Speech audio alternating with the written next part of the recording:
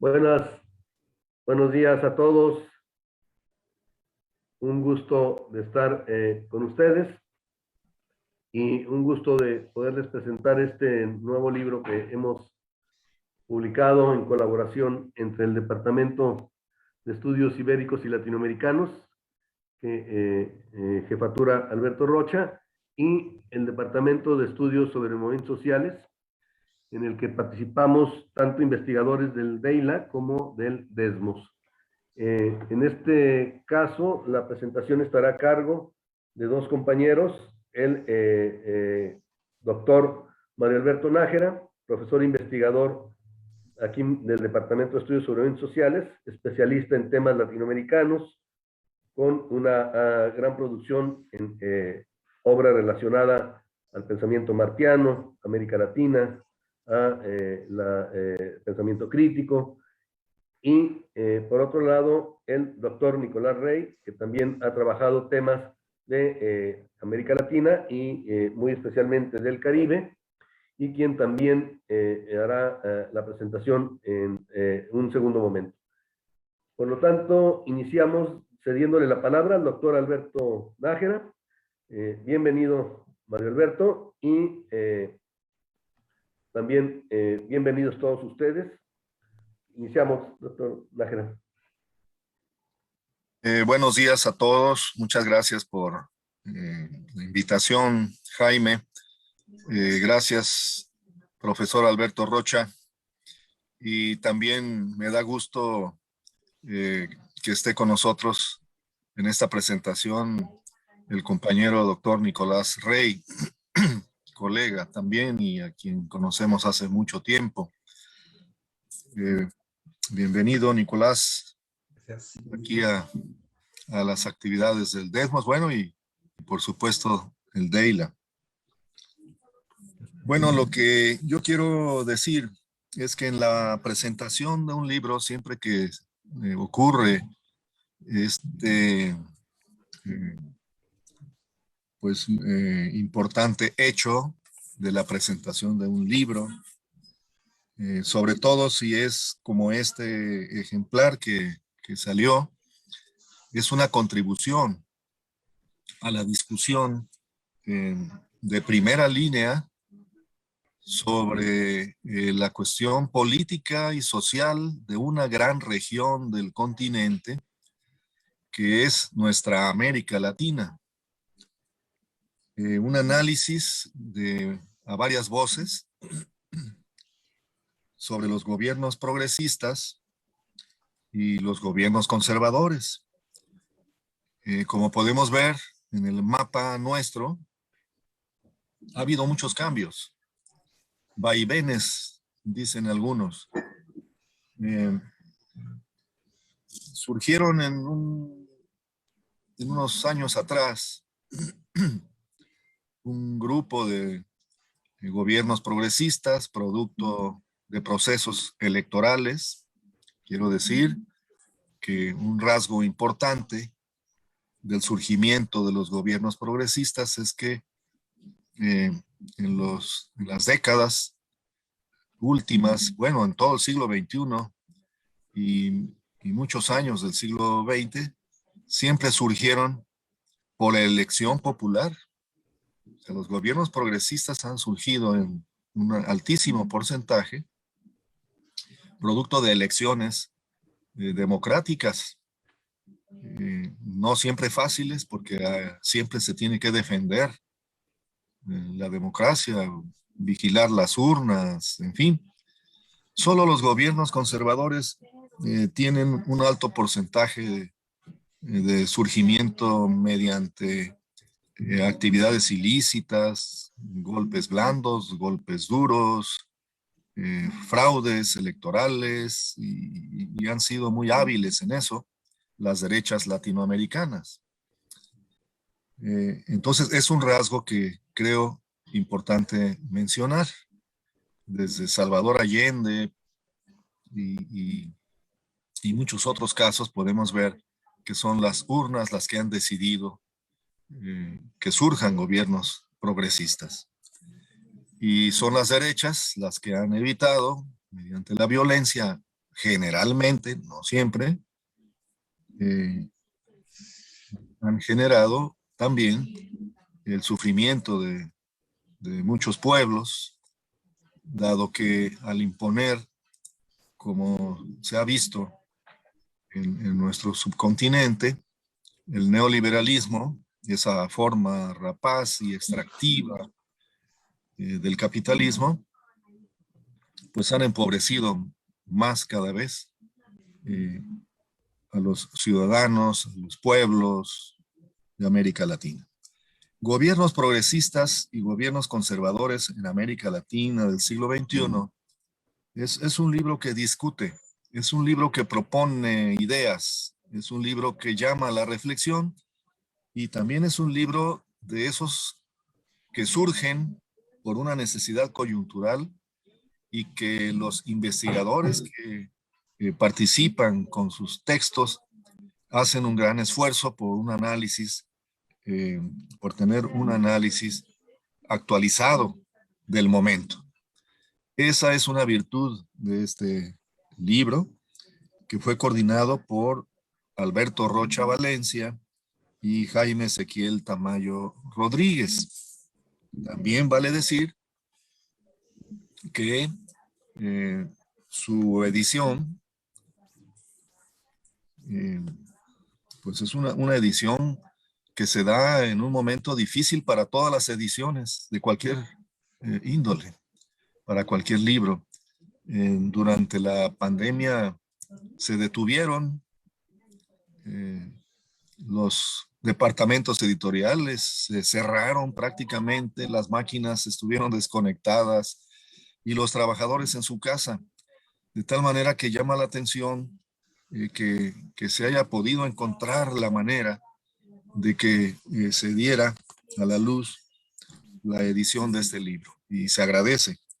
Y además, porque provoca la discusión académica, la provoca la discusión en general para el lector que se acerca a estas discusiones y que es una preocupación para todos, independientemente del campo del conocimiento, independientemente de la actividad. Yo sugiero la lectura de este libro, en donde participan, los voy a mencionar rápidamente porque el libro tiene otra cosa interesante, que en la introducción nos adentran ya en cada uno de los trabajos.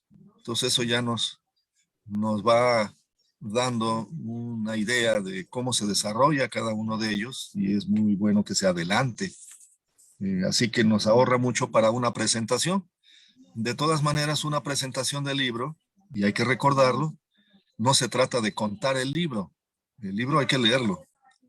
Se trata de llamar la atención, propiciar, interesar a los posibles lectores para que lo puedan conocer.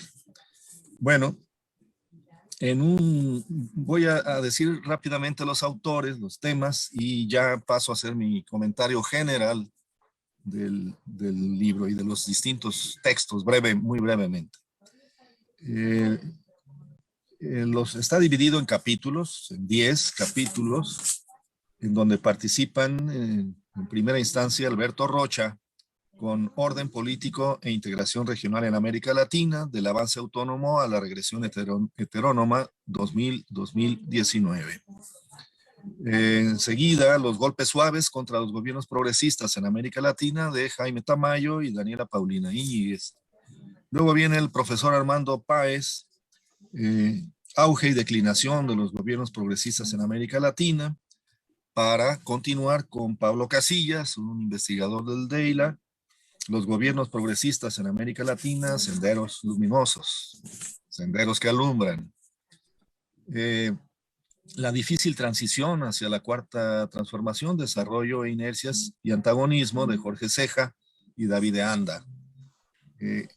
Se liga con un tema que trata sobre el mismo asunto, la política exterior mexicana, un breve recorrido por el tiempo hasta la gestión de la cuarta transformación, de la doctora Anabel Castillón Quintero, de Desmos. Luego viene el texto de Marta Guadalupe Loza Vázquez, Las tensiones de los gobiernos progresistas y su reflejo en la reacción conservadora, el golpe suave en Brasil como enseñanza histórica.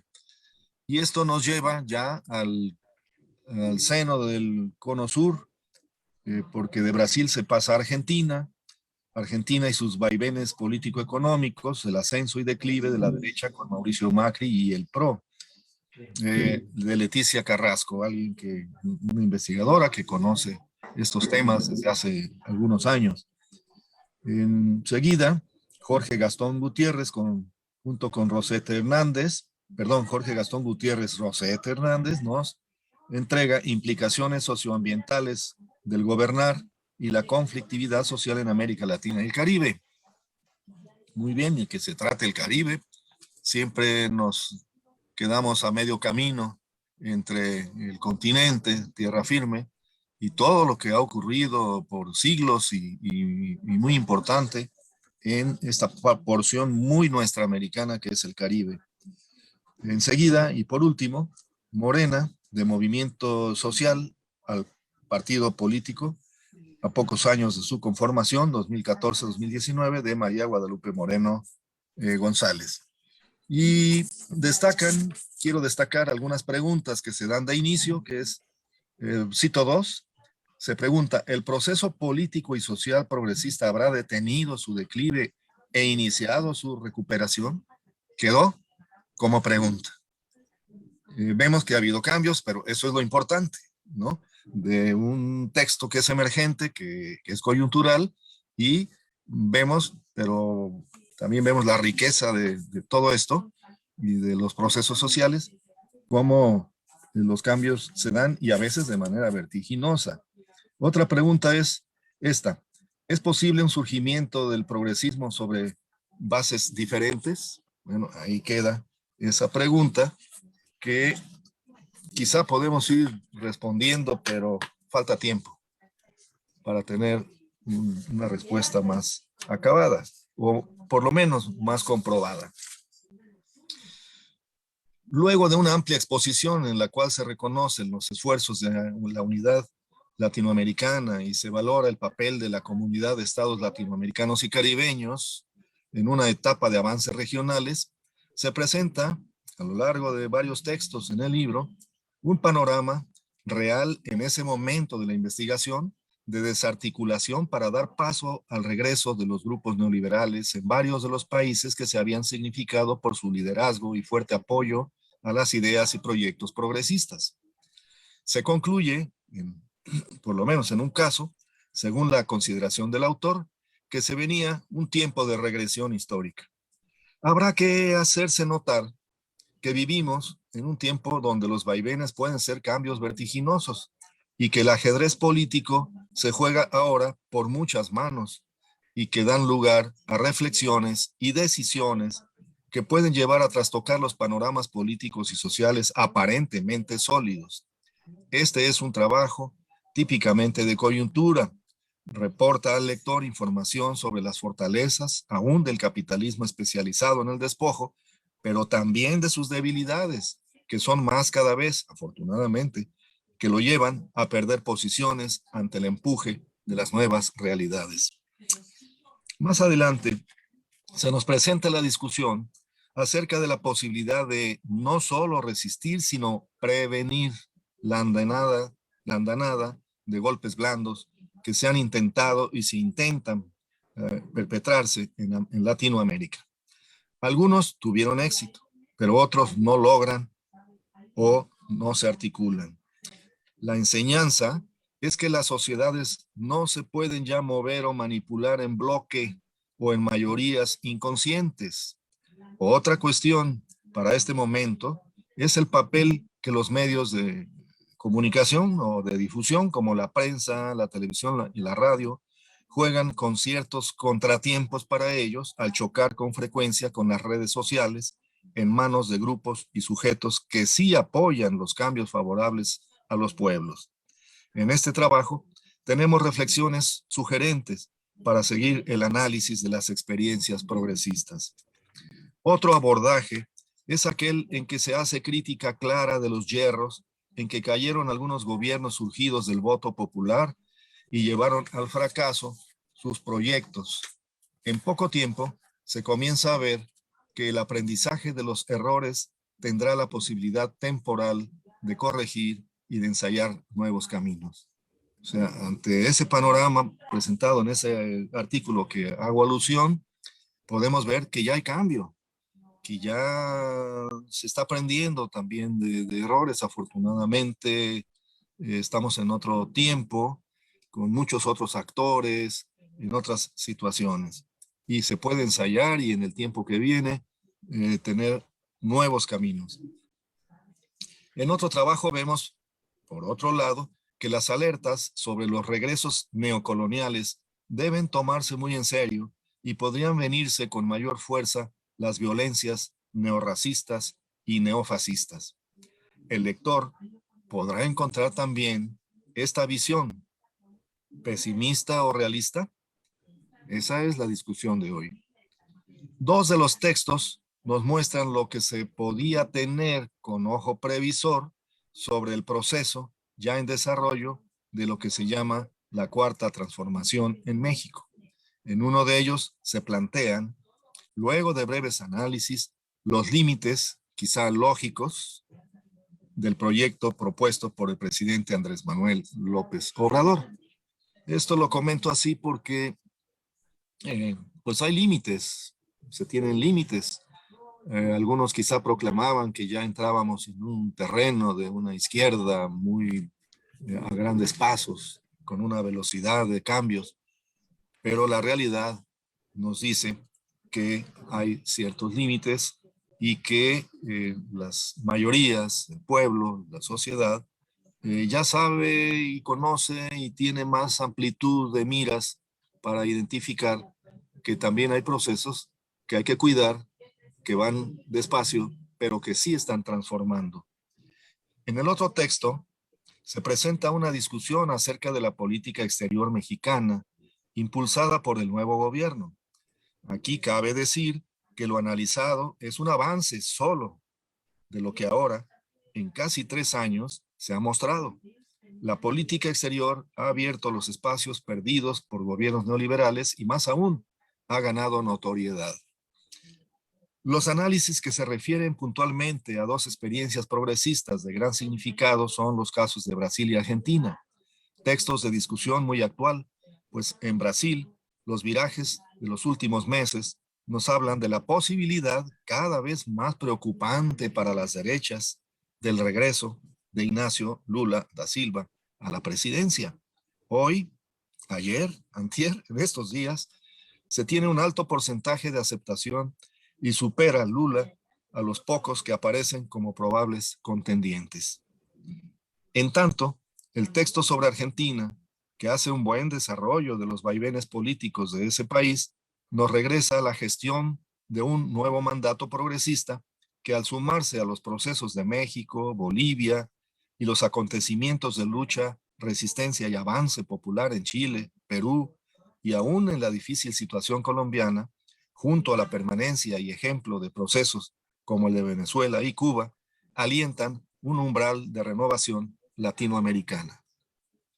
En otra cuestión de gran importancia, vemos el tema de los problemas socioambientales en nuestra América, trabajo crítico que vale la pena leerlo y reflexionar sobre lo que les falta hasta ahora a los gobiernos progresistas en cuanto a una política definida y firme en respuesta a los desajustes ecológicos y la destrucción del medio ambiente y por ende de la vida en general.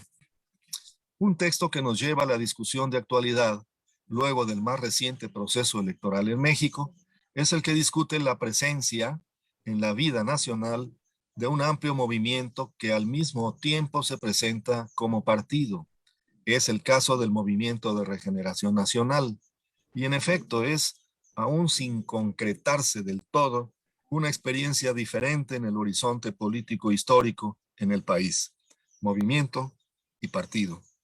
El lector podrá encontrar en este texto elementos que al comparar con los resultados político-electorales más recientes, seguramente obtendrá una visión un tanto más comprensible del binomio mencionado.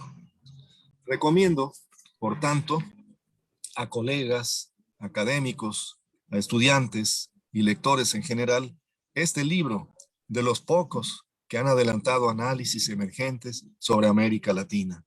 Un libro bien estructurado, con amplitud temática, donde escriben investigadores reconocidos y dedicados a este campo de estudios. Además, en un momento en el que hacen falta la presencia de reflexiones abiertas sobre una problemática que debe irse aclarando con más aportes, como los que encontramos en este tomo que hoy presentamos. Ese es mi comentario, compañeros. Espero que siga la discusión. Es lo interesante. Gracias. Muchas gracias, Mario Alberto. Mario Alberto además es el presidente de la Cátedra José Martí, con sede aquí en el Departamento de Estudios sobre Eventos Sociales, y también encabeza la coordinación a nivel internacional de las cátedras José Martí. Por tanto, pues es una figura que realmente conoce y entiende esta idea de nuestra América, este concepto tan martiano al que él mismo hizo referencia. En el caso de Nicolás Rey, también un entrañable amigo de este departamento, por supuesto del DEILA también, a quien en este momento representa a través de un cuerpo académico encargado de trabajar temas de integración latinoamericana y del Caribe, pues también se ha especializado, como señalaba al principio, en los temas de América Latina y del Caribe. De manera especial, él ha trabajado los temas de la raíz afro en América Latina y en el Caribe, y temas relacionados precisamente con algo que cada vez vemos con mayor preocupación en nuestro subcontinente o en nuestra región, que es el crecimiento en ciertos espacios, conjuntamente con el pensamiento de derecha, del racismo o de un neorracismo, como le llamó Mario Alberto Nájera. Entonces, pues le cedo la palabra a nuestro estimado amigo Nicolás Rey. Doctor Nicolás Rey es un personaje que decíamos está muy vinculado no solo al pensamiento, sino a la lucha de los afroamericanos y de la lucha precisamente anticolonial. Un gusto de que estés con nosotros, Nico. Adelante. Muchas gracias a Alberto Rocha, a Mario Alberto Nájera y a ti, Jaime Tamayo, por la invitación. Ya que me presenté rápidamente, bueno, soy de origen afroantillana por mi abuelo, y entonces desde niño vivo esta dinámica, ¿no?, del Caribe, y al pasar a América Latina tengo esa visión, digamos, de toda nuestra América. Voy a cortar el video por cuestiones de salud de ojos que tengo ahora, pero por supuesto voy a seguir presentando este fenomenal libro. Voy a traicionar un poco la palabra de Mario Alberto, que dice que no se habla del contenido del libro. Yo sí lo voy a hacer, pero voy a apoyarme en el contenido para también agregar experiencias y observaciones mías que van a permitir luego, espero, poder alimentar más el debate. Entonces ahora voy a cortar el video y voy a empezar con cada artículo, articulando un artículo con el otro, por supuesto, lo que hace la fuerza de este súper y excepcional libro, que era necesario, porque yo creo que es algo que faltaba para como una historia en vivo, ¿no? La historia social en vivo. Entonces ahorita empiezo con el primer artículo y voy a explicitar mi pensamiento. En el primer artículo, entonces, como lo dice muy bien Alberto Rocha, es un periodo nos habla del periodo de regionalismo alternativo que rompe con el neocolonialismo de Europa y también el imperialismo yanqui. Entonces, no sé, es todo el recorrido de esa construcción de integración regional hasta llegar al regreso de la derecha en el poder en América Latina desde los años 2015 por ahí. Y la derecha no solamente regresó al poder en cada país, sino aprovechó para desmantelar, porque se dio muy cuenta del peligro que representaba esta integración regional exitosa que lograron dentro de la UNASUR, dentro de la CELAC, etc. Entonces, desmanteló literalmente a la UNASUR desde Ecuador. Yo tuve la suerte de ir a la UNASUR y me entrevistaron y todo. Fue muy interesante mi experiencia que tuve ahí.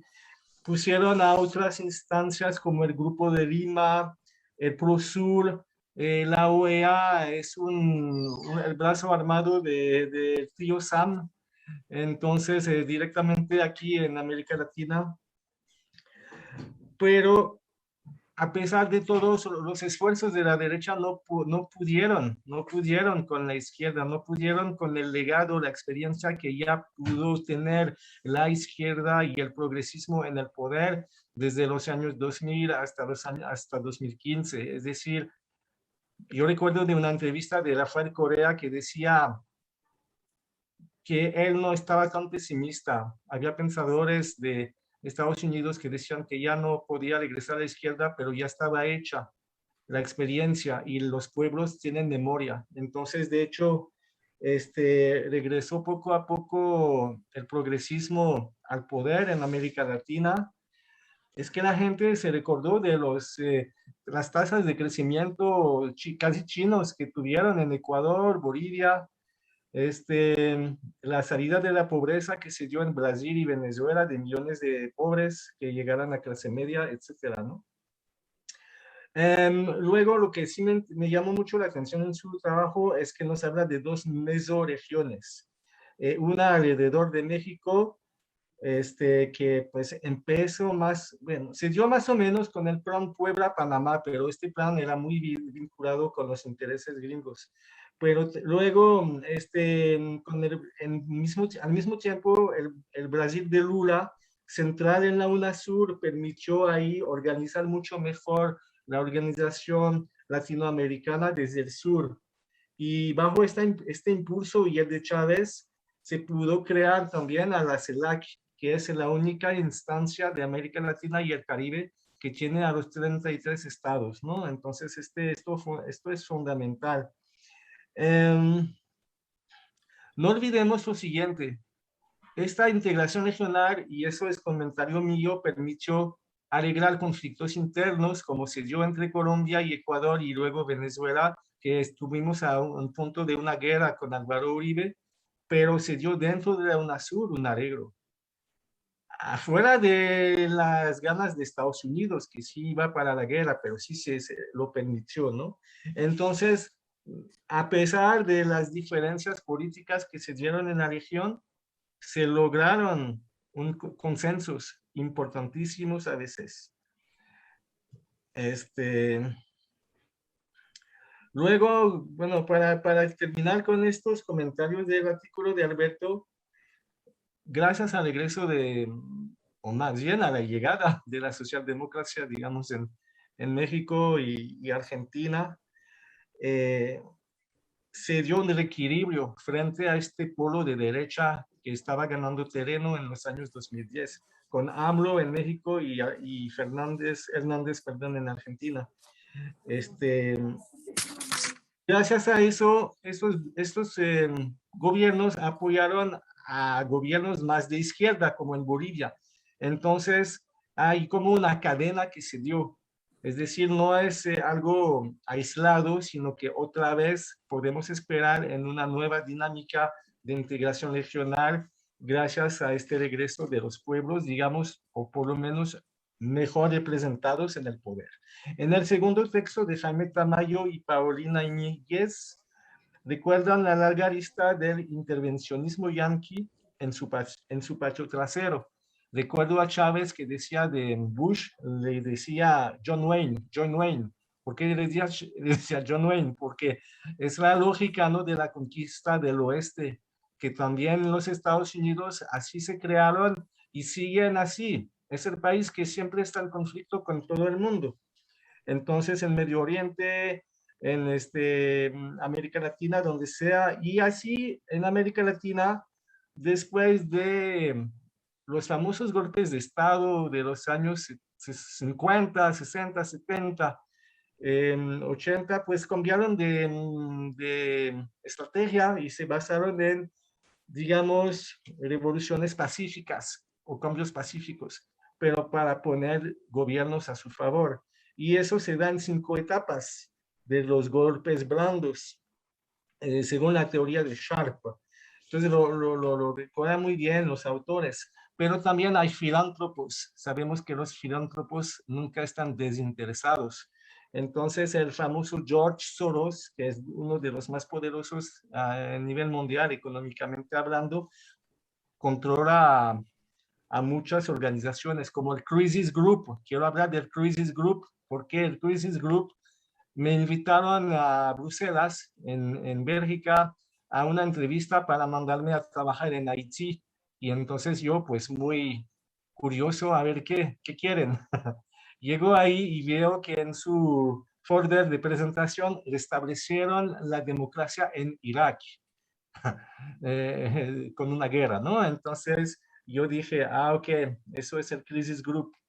Adentro de este estaba Michel Rocard, ex primer ministro socialista de Francia, apoyando al Crisis Group. Es decir, quien compran a diferentes líderes políticos de todo el mundo para hacer avanzar su agenda, ¿no?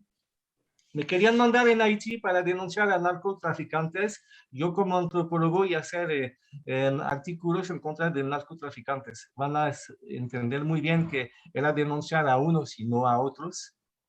Y les pregunté si había un pago de entierro porque no era algo fácil, ¿no? Denunciar a narcotraficantes. No, pues te pagamos $1000 al mes. Ah, ok.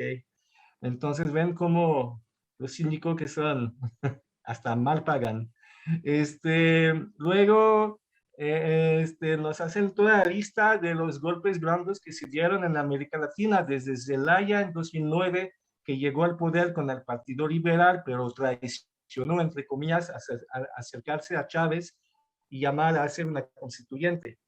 Eso organizado por Hillary Clinton, una socialdemócrata. Luego Paraguay 2012, Brasil 2016, y lo peor en Brasil, que la derecha está variada con Lula y Rousseff, pero cuando ya vieron que sus intereses estaban amenazados por Rousseff, cuando ella dio, digamos, unos impuestos hacia las empresas transnacionales, grandes empresas, ellos ya no quisieron de su alianza y también esperaban su momento para tumbar estos gobiernos demasiado progresistas para ellos. De ahí el error que yo considero, nunca hacer alianzas con estos que tarde o temprano se van a tornar en contra de ti, ¿no? Entonces ese es el desafío que hay que tomar en cuenta. Pero no olvidemos que a pesar de unas ganancias del sector privado que generó el PT en Brasil, que eso es neoliberal, o es, digamos, sí, es política, digamos, del capitalismo, pero a diferencia de los neoliberales, estas ganancias iban por parte al desarrollo social, ¿no? A invertir en proyectos de becas hacia las familias, a los barrios, etcétera. Pero bueno, como sabemos, olvidaron un poco a los sin tierra, también Lula contaminó la Amazonia, ¿no? Y poniendo el soja y etcétera, ¿no? También hay fallas en eso. Este es comentario mío. Y en Bolivia, con el golpe de Estado, Elon Musk, el famoso Elon Musk, que quiere mandar a Marte a la civilización, pero ya tenía programado con Bolsonaro unas empresas de transformación de litio que iban a sacar de Bolivia para hacer baterías de litio, ¿no? Entonces, esta integración regional de la derecha también tiene sus fines neoliberales bien programados de un país a otro.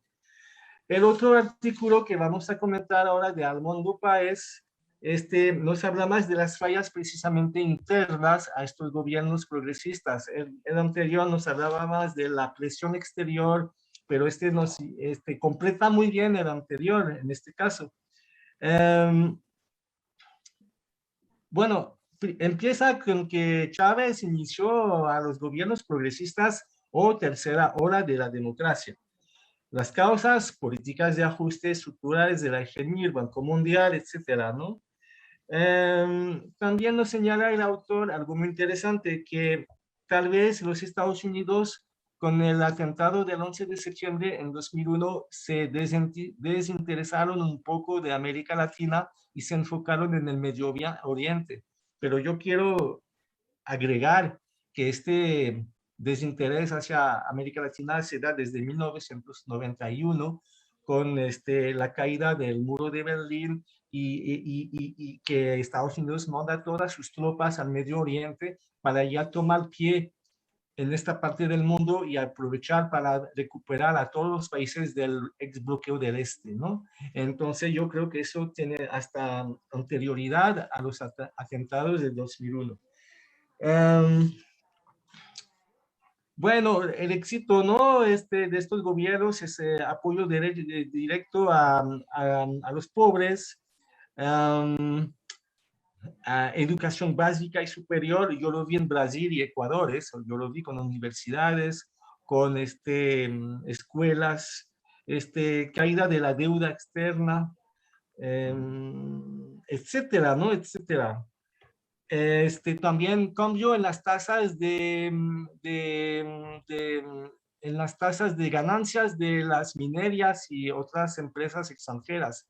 Se mantienen las mismas tasas, 80 y 20, pero Evo Morales dice, ok, para el 80 y 20, solo que ahora el 80 se queda en Bolivia y el 20 se va para afuera. Yo estaba en España en 2006, bajo el gobierno de Zapatero, bueno, del Partido Socialista Español, digamos, y el país que apoyaba al Partido Socialista Español decía, viva Evo Morales, viva Evo Morales. Luego, a unos meses después dicen, ay, Evo Morales traidor. ¿Por qué? Porque ya estaba cambiando las tasas de interés a favor de Bolivia. Entonces, aunque son socialistas europeos, pero el neocolonialismo sigue de pie ahí, ¿no? Pero ¿cuál es teoría? Te escuchamos, Mario. Mario, apaga tu celular, por favor. Digo, apaga tu micrófono, gracias.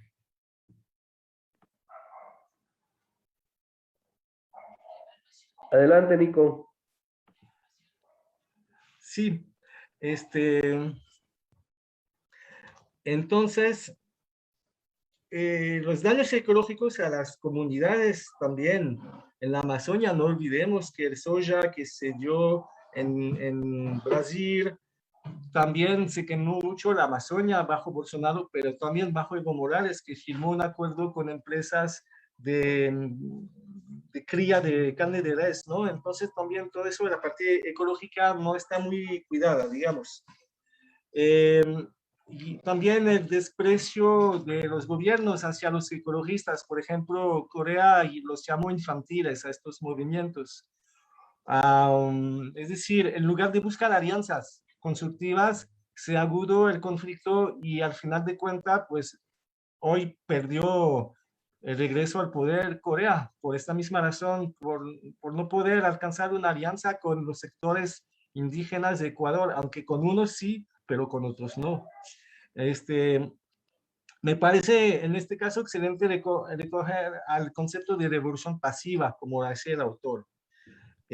Pero también él matiza diciendo que tampoco los grupos en el poder dominan a los subalternos. ¿Por qué? Porque a la vez los famosos subalternos imponen la agenda política de los que están en el poder. Eso lo digo yo. Por ejemplo, el referéndum de 2008 en Ecuador fue impulsado por los grupos indígenas y lo hizo Rafael Correa.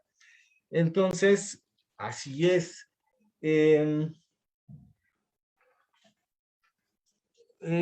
Vamos al cuarto artículo de Pablo Casillas. Nos habla de senderos luminosos, aunque en su artículo no vi realmente la mención de esto de senderos luminosos, que es una alusión al sendero luminoso de Perú, pero el contenido es muy interesante de su artículo. Nos recuerda que hay dos bloques de los gobiernos progresistas, los socialdemócratas, que no tienen que ver con la socialdemocracia de Alemania, son diferentes, y dos bloques como los socialismos, el socialismo del siglo XXI y el socialismo más cercano a la cuestión del buen vivir.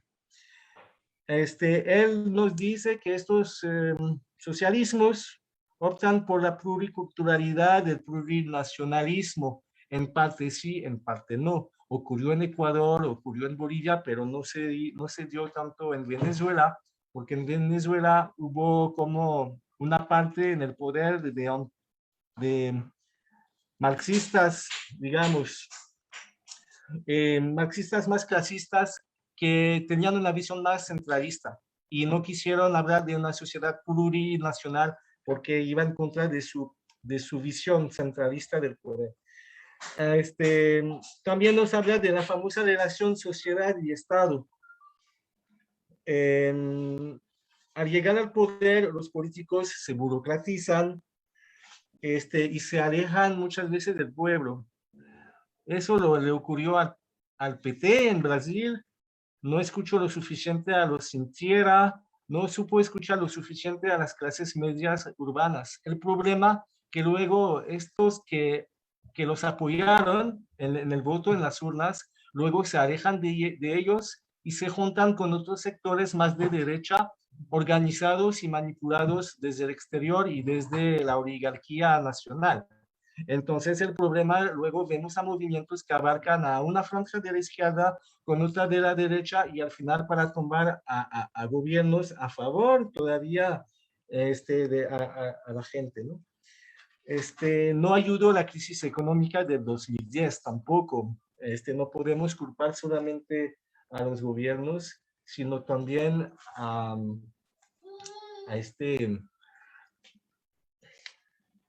bueno, ok, en paralelo también, bueno, vemos cómo se desarrolla una economía extractivista que es casi parecida al sistema agroindustrial liberal. A diferencia, como lo mencioné, que la inversión va a sectores sociales luego y a consolidar también a empresas nacionales, como en Brasil, Embraer y las telecomunicaciones. No olvidemos que lo primero que hizo Temer, o lo último que hizo Temer antes de dejar el poder, es entregar a Embraer, la cuarta empresa mundial de aviación aeronáutica, la entregó gratis a Boeing, ¿no? A la estadounidense Boeing. Entonces, ese es también una manera para mí de llamar la atención a este fenómeno. Muchos países como Venezuela y otros se basan en una monoeconomía, monoproducción de petróleo, por ejemplo. En lugar de apoyarse en eso para invertir en otros sectores, si no va bien el petróleo, se cae la economía. Eso lo vimos en Argelia, en otros países donde también están basados en una monoproducción. Eso es un error estratégico también. Pero no olvidemos que a la vez, como Venezuela no ha dejado de estar en guerra bajo presión de Estados Unidos, cuando ha podido desarrollar sus proyectos. No ha podido porque está en un conflicto cotidiano, ¿no? Entonces también no hay que culparlos tanto, pero hay que explicar eso, ¿no?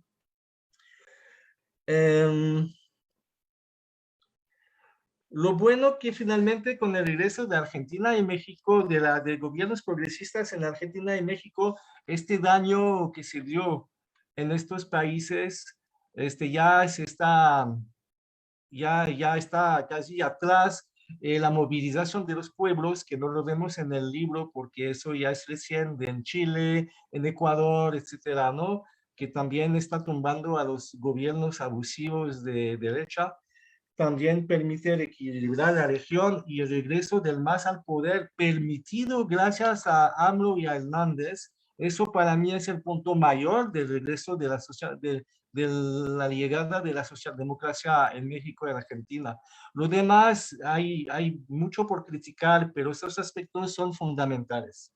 El quinto artículo de Jorge Ceja nos habla de la victoria de AMLO, que se construyó desde décadas, desde los fraudes al FDN y a Cárdenas Cuauhtémoc hacia las grandes marchas organizadas por AMLO, que se consideraba el presidente legítimo, ¿no?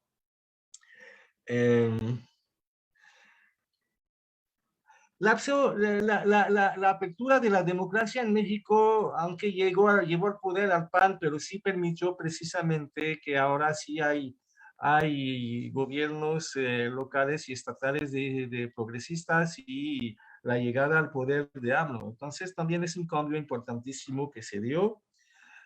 Otro aspecto que cuestiona los autores Jorge Ceja y David de Anda en este quinto artículo es que hay una contradicción en el extractivismo minero de AMLO, porque por un lado pretende apoyar, fortalecer el gasto social, pero por otro lado se basa en un daño social hacia las comunidades donde hacen extractivismo. Entonces ahí hay una contradicción.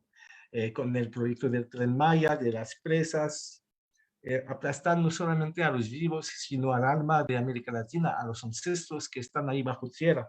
Y eso lo platiqué mucho con las comunidades indígenas. Y atrás del proyecto del Tren Maya hay 15 estaciones que son megaproyectos inmobiliarios que van a llevar el blanqueamiento del dinero, el narcotráfico, etcétera. Entonces, son los famosos de la marcha del poder con Carlos Slim que están ahí presentes. Entonces, eso sí es muy criticable.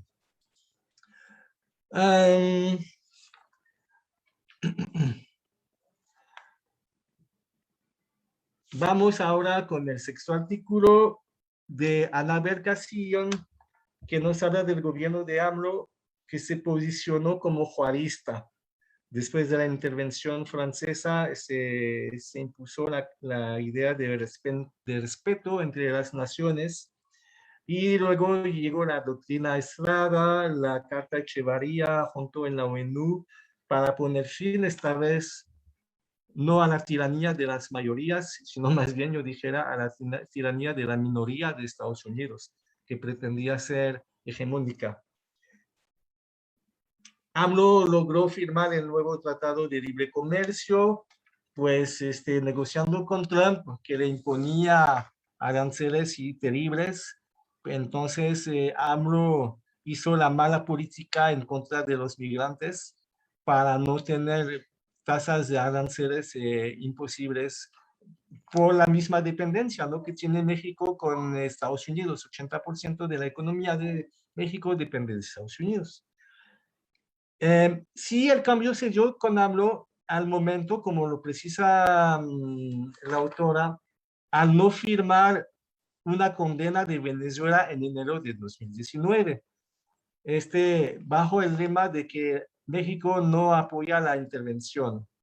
También se dio otro pretexto para otorgar el asilo a Evo Morales bajo razones humanitarias.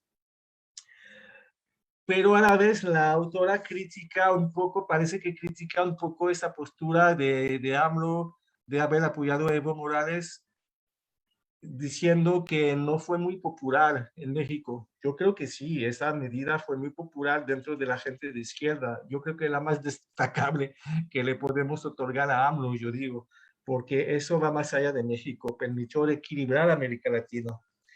Y también la autora le da más beneplácito a Ebrard, recordando que finalmente él logró también imponer,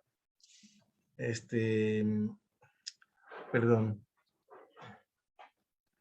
Ebrard fue determinante en la construcción regional, ¿no?, la integración regional. Y también en la gestión del COVID, ¿no? Él fue a España, fue a Rusia, fue por todos lados para buscar una solución. En el séptimo artículo de Marta Rosa, retoma las etapas de caída del PT en Brasil y pues como estudio de caso propio, como se hizo en otro artículo sobre Argentina, se interesa en las etapas de caída del PT. Ella hace un comentario en un momento diciendo que en general los conservadores están en contra del medio ambiente y de la lucha feminista, pero yo en lo personal quiero subrayar que también en el campo progresista tenemos también ciertas limitantes en este aspecto, en lo que va del aborto, de la boda gay o etcétera, ¿no? Y también de la cuestión ecologista. Finalmente, nos recuerda cómo los salarios fueron a la baja en Brasil y eso llevó un descontento por la crisis mundial y se culpó, digamos, al gobierno de Dilma Rousseff. Y gracias al apoyo de los sectores de comunicación, de los medios de comunicación de la derecha. Eso lo quiero subrayar porque eso lo vi en Ecuador. Cuando estuve en Ecuador en 2011, se hizo una multa de una condena de 30 millones de dólares a un dueño de diferentes medios de comunicación porque no dejaba de calumniar al gobierno de Corea. Entonces, en el mundo decían que se falta de libertad de expresión, falta de libertad de la prensa, pero la gente en Ecuador decía es que se pasan de onda estos medios de comunicación porque le culpan a cualquier cosa de este gobierno. Entonces, si no hay mano dura frente a estos medios de comunicación, se va para abajo el proyecto progresista. Eso lo viví ahí mismo y la gente me lo comentó. Entonces, en un país tan estratificado como Brasil, entre hombres y mujeres, entre ricos y pobres, entre blancos y negros, sí el PT logró caer la pobreza, aumentar la cooperación con África, crear universidades para los afrodescendientes, eso lo vi yo en Brasil, ¿no? Impulsar el BRICS, los BRICS, la Bolsa Familia, etcétera. Entonces, concuerdo con las conclusiones de esa autora que hay que desmantelar paulatinamente los grupos de poder muy arraigados. Eso lo vi también en Ecuador. En la alcaldía de Quito me entrevisté con unas personas que trabajaban ahí en 2011, que llegaron por la movilización social, las cooperativas de Ecuador, pero también trabajaban con grandes familias de derecha que estaban todavía en el proyecto de Corea.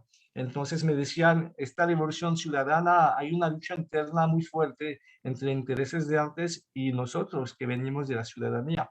Pero lo que sí puedo agregar es que por lo menos se da la lucha y no siempre ganan los grandes intereses.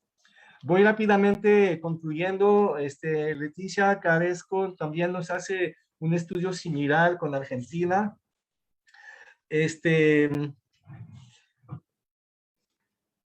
Después, bueno, digamos que al igual que en Brasil, la crisis mundial afectó a Argentina. También, yo creo que también no fue tan simple la gestión y llega un momento que al estar mucho tiempo en el poder también se cansa mucho el proyecto, ¿no? Se debilita.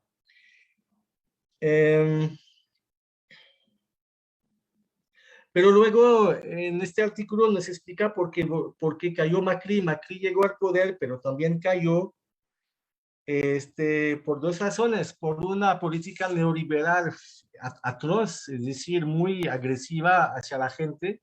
Y por otro lado, regresó al poder Cristina Kirchner porque ella fue muy inteligente. En lugar de postularse como presidenta, se postuló como vicepresidenta para no hacer mucho ruido hacia su persona y a la vez el descontento popular hacia Macri hizo que ella, al reunir dos ramas del peronismo que estaban peleadas, ella logró reunificar el peronismo frente a la derecha en parte dividida, porque la derecha de Macri no es la misma derecha clásica antiperonista. Entonces, eso fue el éxito de regreso al poder de Cristina Kirchner en alianza con Hernández. El noveno artículo ya había hablado de estos aspectos de Gastón Gutiérrez, que después de recordar lo que es la ecología política, nos recuerda también que los gobiernos progresistas también practican el saqueo de las comunidades indígenas, también practican el desprecio a la naturaleza, etcétera, aunque en su programa de la 4T se supone que se iba a proteger a la naturaleza. Entonces hay, como lo había dicho, una contradicción entre el hecho de que quieren mejorar lo social, pero a la vez lo hacen haciendo un daño social hacia la gente, ¿no? Ah, Y en el último artículo sobre Morena, de Movimiento Social a Partido Político, de María Guadalupe Moreno y Lucía Ibera, yo ahí nomás voy a rescatar un aspecto que me pareció, rescatar o apoyar, o en un aspecto que me pareció muy interesante, es como de movimiento popular, Morena llega a partido político y conquista el poder. Pero ahí mi punto de vista es que desde su creación, Morena no fue pensado solamente como movimiento social y nada más, sino que yo considero que fue pensado como movimiento social para transformarse en partido político con la idea de conquistar el poder. Entonces, es casi la antesala de un partido político, digamos, Morena, por los mismos problemas que tuvo AMLO con la cúpula, la vieja cúpula del PRD, ya cansada, ya debilitada y ya también traicionera. Entonces, él armó este proyecto, movimiento que le permitió llegar al poder con un partido político. Unos podrían considerar que eso fue manipular a la base, a la gente, para nomás conquistar el poder, pero otros te van a decir, no, queremos llegar al poder para el cambio. Entonces, esta articulación entre pueblo y partido en el poder es bastante importante. También se inscribe en una movilización mundial en los años 2010 en Europa, en Estados Unidos, con los indignados en España, con los Occupy Wall Street en Estados Unidos, etcétera, etcétera. Es decir, después de la caída del muro de Berlín, hay otras formaciones de izquierda que se reaglutinan, rearticulan para también proponer alternativas al neoliberalismo. Con eso concluyo, abrí muchos aspectos, subrayé otros y los agradezco mucho por su gran atención. Muchas gracias. Muchas gracias, Nico. Les quiero recordar a quienes entraron un poco después que el propio Nico nos explicó la dificultad que él tiene por una situación de un problema visual y una operación reciente para estar con la cámara abierta. Pero por eso agradecemos mucho el esfuerzo que hizo de hacer esta presentación. Una gente, como señalé, que está muy vinculada a los estudios académicos y también a la lucha contra el colonialismo en los países, sobre todo del Caribe y de América Central. Pues a continuación, si hubiera alguna pregunta por parte del público, le dejaría primero, en lo que nos puedan llegar algunas preguntas, la palabra a mi compañero coordinador del libro y jefe del Departamento de Estudios Ibéricos y Latinoamericanos, Alberto Rocha. Adelante, Alberto. Muy buenas tardes. Pues es un gusto estar aquí con ustedes y sobre todo muy contentos de la presentación de este libro. Agradecer muchísimo indudablemente las dos presentaciones que hicieron, tanto por eh, Mario Alberto Nájera y Nico Rafael. Pero eso es muy importante. Yo donde quiero ir primero es poner en relieve la cooperación académica que se realizó entre el departamento DESMOS y el Departamento de Estudios de Movimientos Sociales y el Departamento de Ibéricos y Latinoamericanos. Fue una cooperación fructífera y el resultado fue este. Yo ya hemos escuchado dos presentaciones en las cuales se han puesto en relieve muchas cuestiones. Yo quisiera señalar algunas cuestiones más. ¿Bien? Pues la primera cuestión que quisiera decir es que hasta más o menos los años 90, ¿bien? Pues el predominio de las derechas en general en América Latina fue prácticamente total. O sea, no había otras posibilidades. creo que lo que guardamos en mente, lo que guardamos en nuestra memoria, es pues, la experiencia del gobierno de Salvador Allende. Ya sabemos cómo. Entonces creo que eso es una primera cuestión. Pero indudablemente hasta los años 90, finales de los años 90, el predominio de gobiernos muy de derecha, neoliberales, conservadores,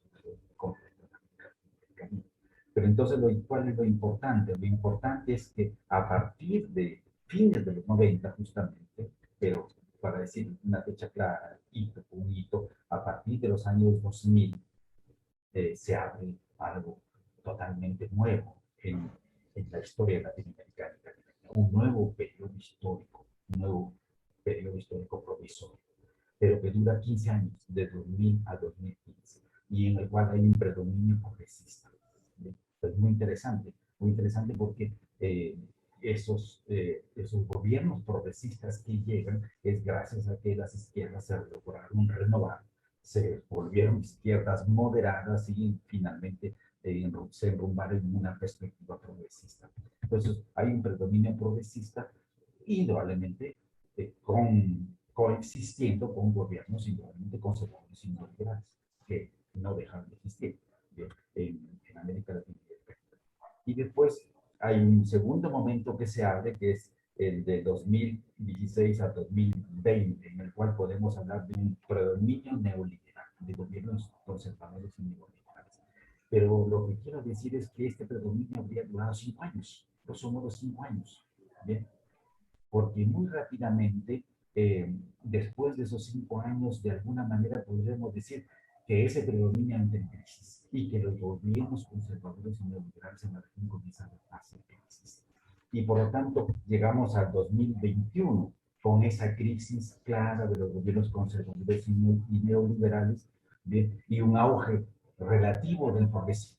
Pero hay algo que hay que señalar, hay algo que es señalar y subrayar, y que eso está extremadamente vinculado, ese nuevo auge del progresismo en América Latina y el Caribe está muy vinculado con todo el movimiento de resistencia, levantamiento y estallidos populares que tuvo lugar en América Latina durante todo el año de 2019, antes de la pandemia, incluso hasta inicios del 2020, pues ya la pandemia prácticamente ya estaba presente en toda la región y en el mundo entero.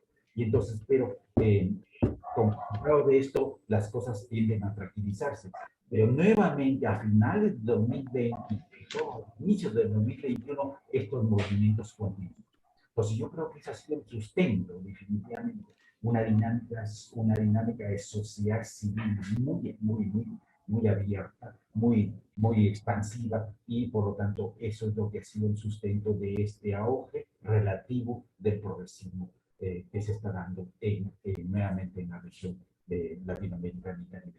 Recordemos pues lo que pasa ya, el triunfo del progresismo en México, el triunfo del progresismo en Argentina, después de la experiencia de Macri, y también, indudablemente, la vuelta del progresismo en Bolivia. Eso es muy importante. Pero me van a decir, bueno, ¿y qué pasó en Ecuador? En Ecuador pasó lo que nadie esperaba, es decir, una división de la izquierda lleva al fracaso del progresismo. Y en Perú, posiblemente en momentos actuales, estaría llegando un gobierno progresista por primera vez en la historia peruana. El eso está por confirmarse, pero al parecer ya es bastante definitivo. Entonces, ¿qué hay en la región? En la región sigue abierto un escenario, bien, un panorama de disputa entre los gobiernos conservadores y neoliberales y los gobiernos progresistas. Creo que esto es la pauta fundamental de la política regional latinoamericana y caribeña. Estos gobiernos en el 2016-2020, cuando se produjo el predominio de gobiernos conservadores y neoliberales, recuerdan, estuvo muy vinculado con el gobierno de Donald Trump en Estados Unidos, y por lo tanto eso fue muy negativo para la región.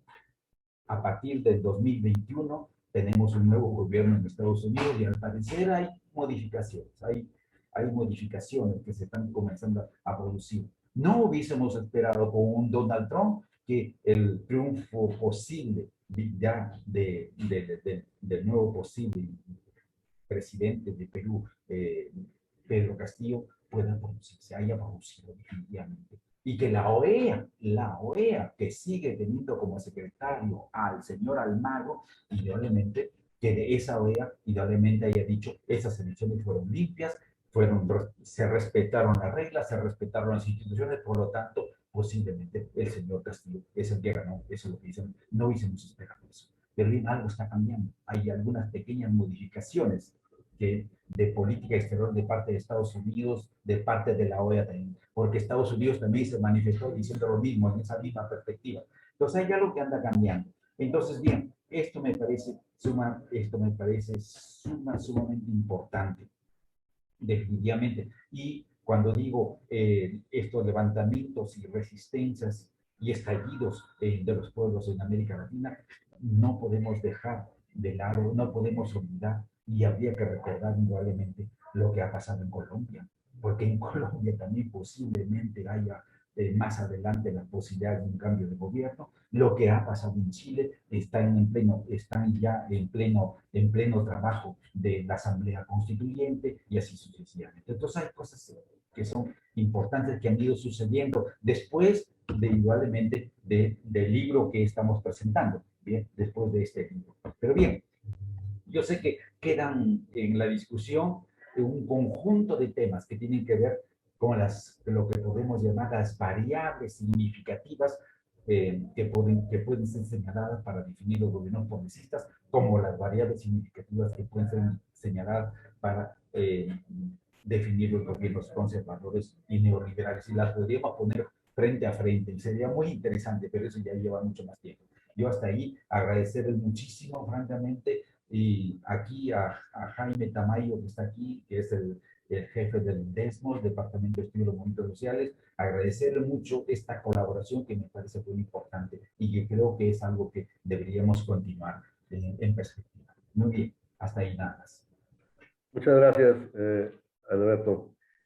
Pues creo que una cuestión a resaltar precisamente en estos últimos tiempos es que la noche neoliberal no fue la vuelta del ciclo como algunos temían. Nosotros en algún momento señalamos que esto no lo veíamos efectivamente que pudiera consolidarse, y no solo no se consolidó, sino que está retomando fuerza el movimiento progresista. En Brasil, Lula, si no es asesinado o pasa algo grave, va a ganar las próximas elecciones. Lo de Perú, pues prácticamente está confirmado. Por primera vez llega un gobierno de izquierda, comprometido, digamos, con las luchas populares, a la presidencia. En el caso de Colombia y Chile, que como el caso mexicano fueron los alumnos predilectos del modelo neoliberal, y el chileno incluso es el país en el que se inició durante la dictadura de Pinochet este modelo, pues están en una situación. En el caso mexicano, pues fue el 18 la respuesta al neoliberalismo, y en el caso de Colombia y Chile, vemos claramente grandes movilizaciones que acorralaron, pusieron contra la pared a este modelo, y que todo indica que implicarán también un cambio de gobierno en las próximas elecciones en ambos países. Es decir, no solo se acabó muy rápidamente esa breve noche, que el caso de Bolivia fue paradigmático en ese sentido, sino que el neoliberalismo, incluso donde no había sido cuestionado, está prácticamente en retirada. Esperemos que esto efectivamente reactive el ciclo con una visión autocrítica de los errores que se pudieron haber cometido por los gobiernos progresistas. Finalmente, pues quisiera dar las gracias a los que nos han seguido y a los que después vean este programa que permanecerá grabado para que se pueda consultar. Pues agradecer su asistencia y agradecer de manera muy directa a Alberto Rocha esta colaboración. Le tomamos la palabra, ya se lo habíamos comentado en lo personal, de continuar con la estrecha colaboración que se ha establecido entre el Departamento de Estudios sobre los Movimientos Sociales y el Departamento de Estudios Ibéricos y Latinoamericanos. Muchas gracias también a los presentadores, Mario Alberto Nájera, colega, compañero y amigo, y Nicolás Rey, igualmente un amigo y colega investigador aquí en la universidad.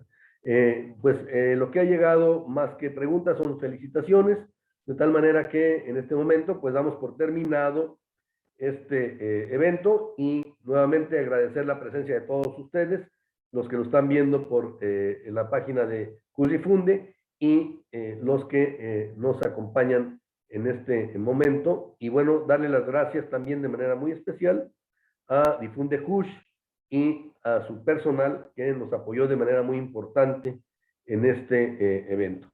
Por supuesto, al jefe de la unidad de difusión de del CUSH, el compañero Antonio Ceja. Muchas gracias a todos ustedes y pues hasta la próxima. Esperemos pronto presentar otro libro y otra discusión que nos permita seguir siendo optimistas en el avance de América Latina. Hasta luego. Hasta pronto. Hasta luego. Gracias. Gracias.